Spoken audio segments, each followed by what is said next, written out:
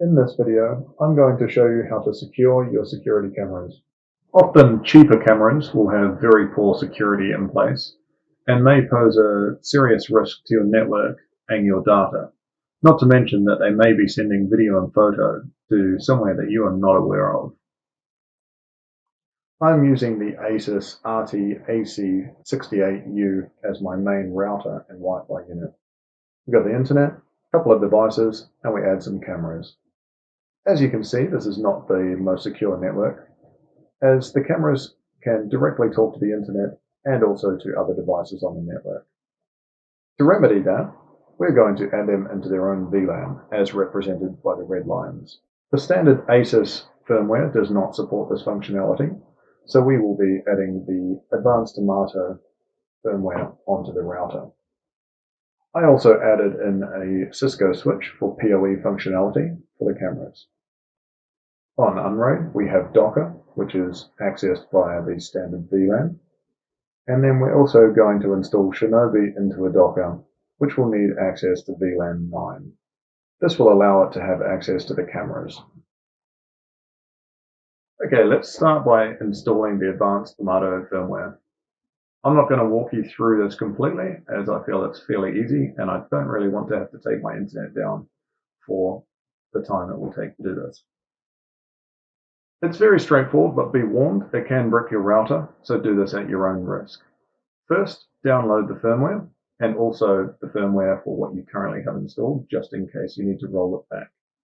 It's also a good idea to download the official Asus firmware as well, and we should probably check the MD5s to make sure that the files are not corrupted. If you wish, you can also download the Asus restoration software, but I didn't use it and found the method here a lot easier. Okay, once you're ready, let's begin. First, unplug all your cables, USB sticks, and everything else from your router and power it off. Plug a single network cable from your computer into the LAN 1 port of your router. Change the IP on your computer to 192.168.1.10 with a net mask of 255.255.255.0. Next, with the router's power off, press and hold the reset button in. I used a pen to do this. Keep holding reset and turn the power on. Continue holding the reset button until the power LED begins to blink slowly. Now you can release the reset switch and the router is in rescue mode. On the PC, go to 192.168.1.1 in your favorite browser. It should load up this mini web server. Select your AdvancedTomato firmware TRX file and click the upload button. It might take a while. It should eventually say the upload is completed, and then you can click on the continue button. Now's a good time to go get a coffee because this next bit takes a while. It's also not obvious when it's completely finished. The Wi-Fi LEDs should light up steadily, but I found I couldn't really see them. I just left it for 10 minutes and came back. Now if you go to that same website, 192.168.1.1 in your browser, it should have a password prompt and the AdvancedTomato UI. This means that you've successfully flashed it. Now we need to clear the NVRAM. The easiest method for this is to use Telnet. Windows 10 has a Telnet client built into PowerShell. Otherwise, you could use PuTTY. Mac OS and Linux both have Telnet clients within the terminal. Connect to your router via terminal using the root user and the password admin. Don't worry, these passwords can be changed later if you wish, and I would recommend that for security. Issue the command mtd-erase2-nvram. This will clear the NVRAM. You're now ready to reboot the router, so let's put it back in its home and reconnect all the cables and USBs. You'll need to go through and configure your internet and Wi-Fi settings, plus any other options that you may like. I'm not going to go through this as it's different for each person. Now we can start configuring the VLANs. Go to the web GUI, which should be at 192.168.1.1. Go to Basic Settings, Network, LAN. Now we need to add a new bridge. We're going to use BR1. STP can stay disabled. Enter the IP for this interface. I'm going to be calling this VLAN 9, so I'm going to use 192.168.9. With this interface being the .1, as we can see here. So into the net mask of 255.255.255.0, I'm going to be enabling DHCP, but that's optional. Set the DHCP range that you'd like to use and click Add. Now we can scroll to the bottom and click Save. You'll need to reset your router. It'll take a minute or two. Once again, I'm not going to do this as I've already done it. Now go to Advanced Settings, VLAN. I'm going to make VLAN 9 for my cameras. I'm not sure what the ID is, but I'll set that as the same. Now select the ports that you'd like to have as your camera ports. As I'm using a separate switch, and because I don't want to have to think where I'm plugging cables into, I'm adding it as tagged VLAN on each port. If you don't know what this is, do not select tagged. Just select the ports you're actually going to plug your cameras into. We also need to allocate a port for UnRaid server. This port needs to have VLAN 9 and it does need to be tagged. And it needs to have VLAN 1 or whatever your default VLAN is untagged. This will mean that you can connect to your server normally using your standard home network, but it also means that we can use our camera's VLAN on the server as well. We need to change the bridge to VR1, which is the bridge we just created on the network page. Click Add and click Save. As the VLAN's created, we want to ensure that they're isolated, and so now we're going to set up some scripts. Go to Administration, Scripts, Firewall. This is the code that will run when the firewall starts. Enter the code as shown. It's in the description below. You'll see at the top we specify the DHCP and DNS ports, along with our desired IP for Shinobi. Note that it's in the same subnet as what we have allocated for VLAN 9, which is the 192.168.9 subnet. We then specify a few variables, simply to make the following code a bit neater. This first chunk of code here adds the entries to our router's IP tables to drop all new connections except for DHCP and DNS queries. Next, it drops all packets trying to exit VR1, which is our VLAN. Then it blocks packets trying to go from our home network to our camera VLAN. And finally, it accepts all packets to and from Shinobi. If you note, all of these rules are inserted, which is the I in the IPTables commands. This means that they are inserted at the top of the IP table, so they're executed first. Now we can click Save and we can reboot the router. These rules should all come into effect. That's all that we need for setting up the Tomato firmware.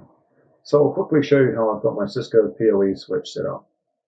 As you can see, I've got VLAN 9 untagged on ports 1 to 4.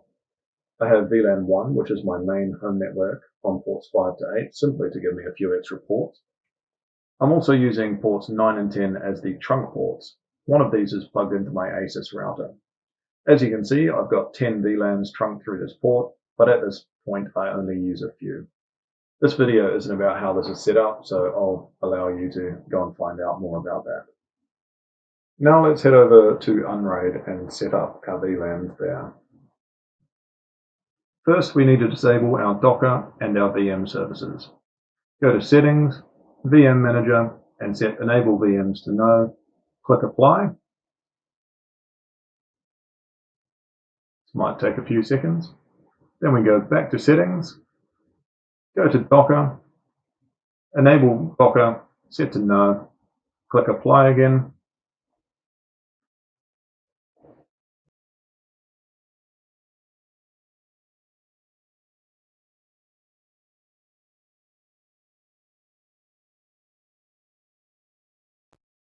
Go back to the Settings menu again, go to Network Settings, and we need to add VLAN 9.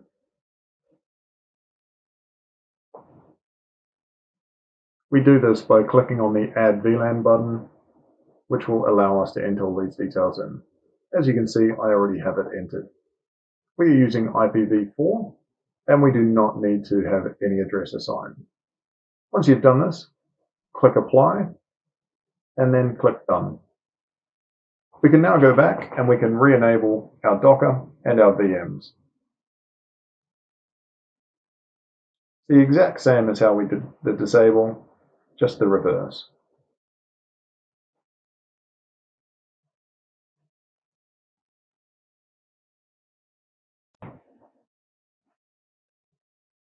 That's done. Let's head over to CA Apps.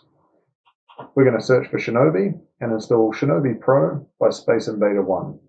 I'll link to Space Invader 1's video covering various aspects of setting Shinobi up. He's got a bunch of great videos. As you can see, I already had it installed, so I'll head straight into the config.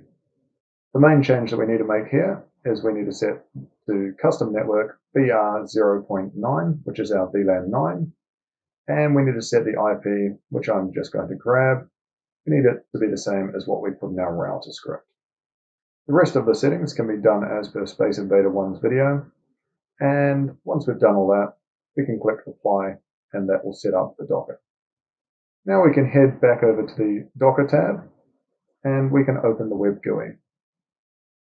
This can sometimes take a little while to be ready, as Shinobi checks for updates each time it starts.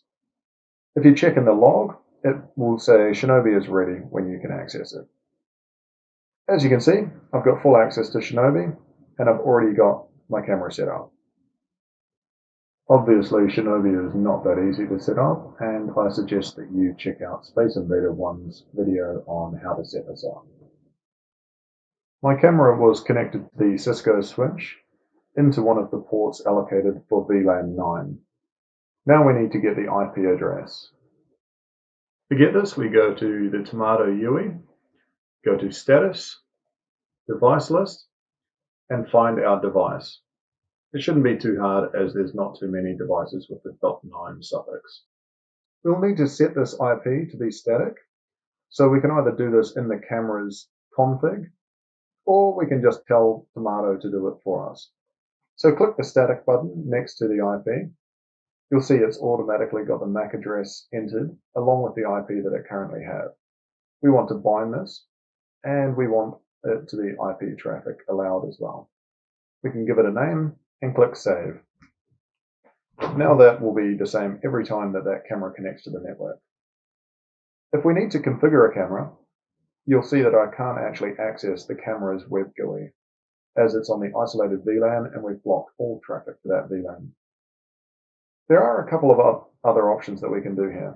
We can either plug a laptop into VLAN 9 and configure the camera that way, or the option that I've gone for is to simply create a VM on your UnRaid server with its NIC assigned to VLAN 9.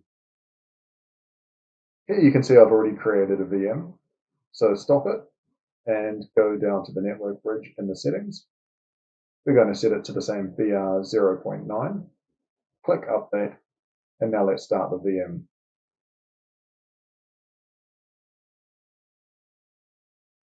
You'll see that we have got an IP in the .9 range here, as we have DHCP assigning us addresses automatically. Now we're going to open a browser window and attempt to connect to the camera again.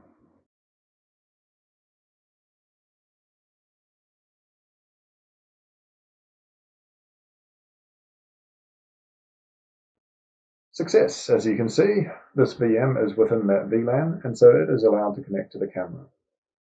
Now, this camera has got an absolutely horrible web UI, which does not work on modern browsers. It does, however, have a dodgy piece of software. So this poses another security risk. Good job this VM can't access my local network or the internet. But as you can see, I can connect to the camera in order to configure it via this dodgy software.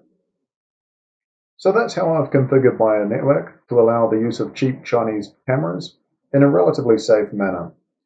I'll leave links below for the resources that I've used.